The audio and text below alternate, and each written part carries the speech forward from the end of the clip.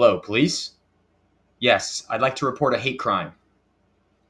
The perpetrator? Me.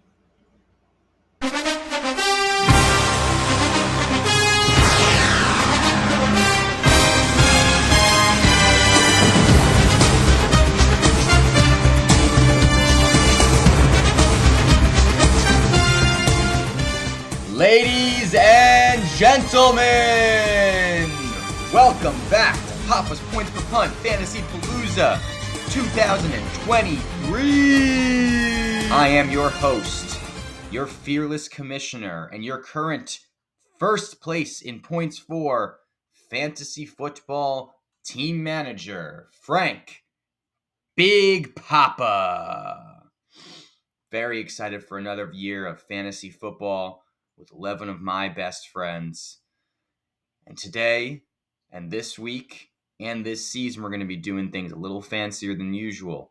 I'm going to do some video editing, some commentary on the games each week, and I'm truly going to try and stick to making a weekly video recap. I'm not getting married this year. I have no excuse to back out of it. So without further ado, let's get into some game reviews.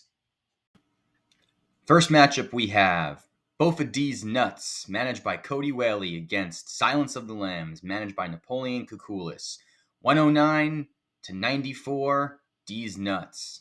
Pretty disappointing game for both of these guys coming into week one. Some standout, shitty performances, of course, have to go to Napoleon's team, with my off-brand lookalike, Drake London, putting up a total of 0 points. Should draft White Frank next time, Napoleon. Other notable items, Graham Gano of the New York Giants scoring him -2 points.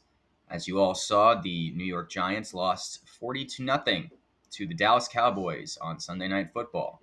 A loss and personal injury I may never recover from.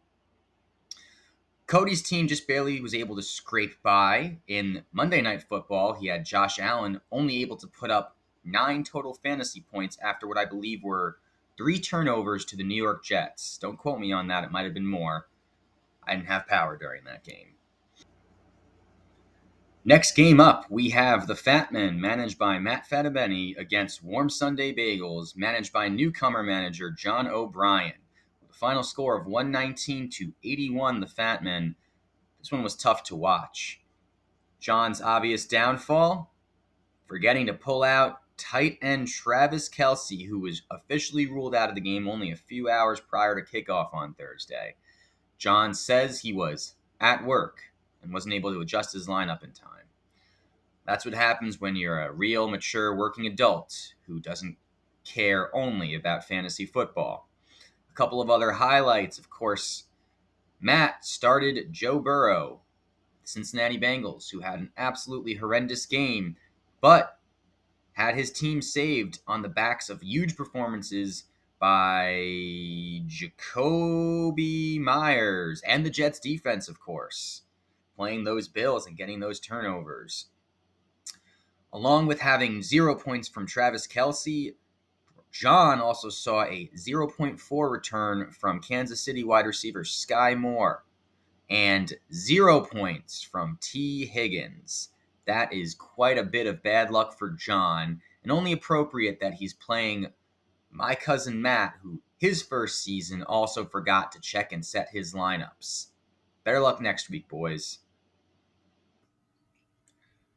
Third game we're reviewing, an absolute nail-biter between Chalami Jewish, ran by Evan Finger, and the creatively named Team Callahan, managed by Tom Callahan. With a final score of 125-124 for Team Jewish. This one came down to the wire on Monday night's game, where Team Callahan couldn't squeeze a couple more points out of Greg the Leg Zerline to lose by only 1 fantasy point. A couple notable things here. Tom had some incredibly bad luck with what started as a pretty strong fantasy roster, losing Pat Freiermuth, Deontay Johnson, and Tyler Lockett all on Sunday to injuries, although I believe Freiermuth came back at one point. Still tough to see a game that he really could have won if any of those guys decided to stay healthy. Evan is, of course, had a very strong draft and a very strong overall team with Patrick Mahomes at helm, Christian McCaffrey, all the way down to Justin Tucker at kicker and the 49ers defense.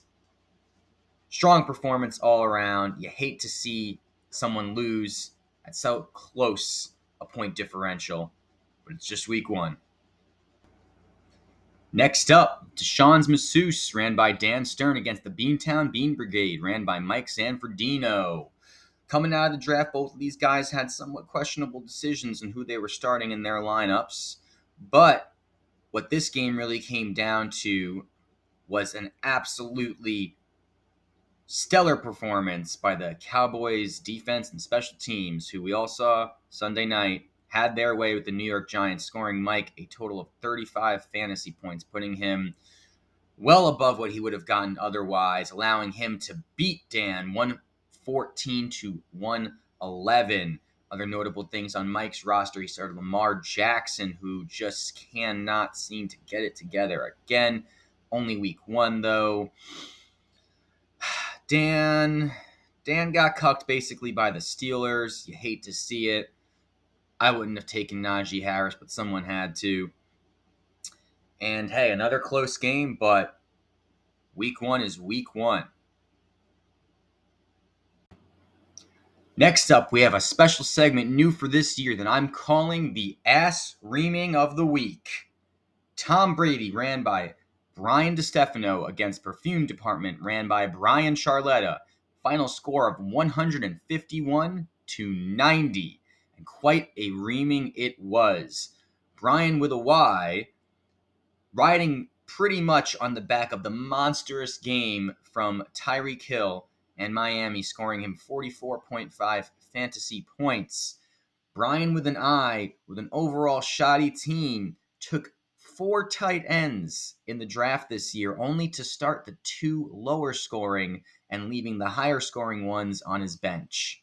You want to talk shit and draft 4 tight ends, Brian? That's what happens to you. Sometimes being handsome doesn't pay off. But once again, 151 to 90, the ass reaming of the week. Well done, boys. And last, but most certainly not least, the game you've all been waiting for coverage of, the Papa's Points Per Punt Palooza Fantasy Game of the Week. Your mom's Big Pits, ran by yours truly, beating Donkey Kong Metcalf, ran by Safwan Tahir, 152 to 142. Early out after the draft, they said Frank's roster was no good. He drafted like shit.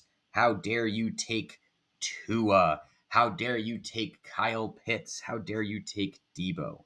And although 2 of those 3 claims may very well be true, Tua motherfucking Tagovailoa absolutely crushing it on his season opener.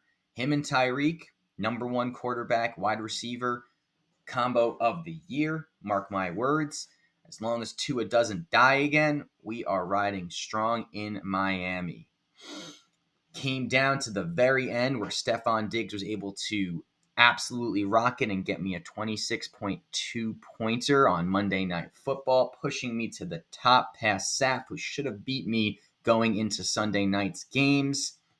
Saf, in his own, had a phenomenal performance, again able to score the 142, but Monday Night Football, on the anniversary of 9/11, there was no way the white man was going to lose to the brown man. That's for America, and that's for you boys. Never forget!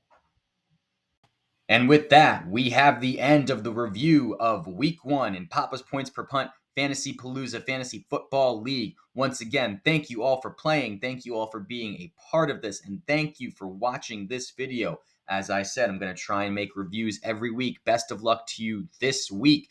Don't forget to get your waivers in. Don't forget to check and start your best players. Make sure to watch for injuries, and I'll see you boys all this week. It's going down.